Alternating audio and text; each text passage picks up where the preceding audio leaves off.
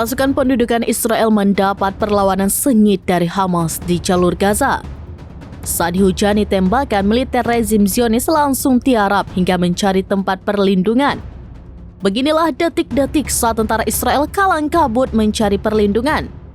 Gambar tersebut didistribusikan oleh Koordinator Kegiatan Pemerintah di Wilayah atau COG80 pada Rabu 26 Juni 2024.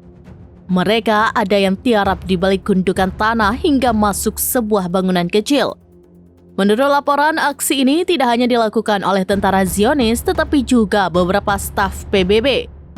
Hal ini terlihat dari rompi biru yang digunakan mereka. Staf PBB tersebut berlarian masuk ke dalam mobil. Tidak berselang lama, ledakan besar terjadi di dekat persembunyian mereka.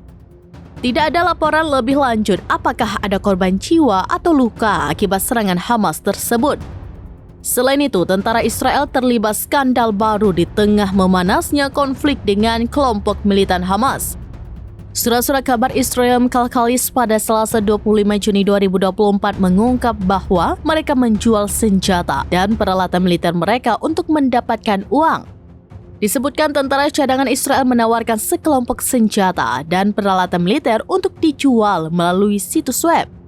Peralatan militer diam-diam dijual untuk mencari uang. Hal ini terjadi karena kondisi ekonomi sulit yang dialami pendudukan Israel akibat perang mereka di Gaza.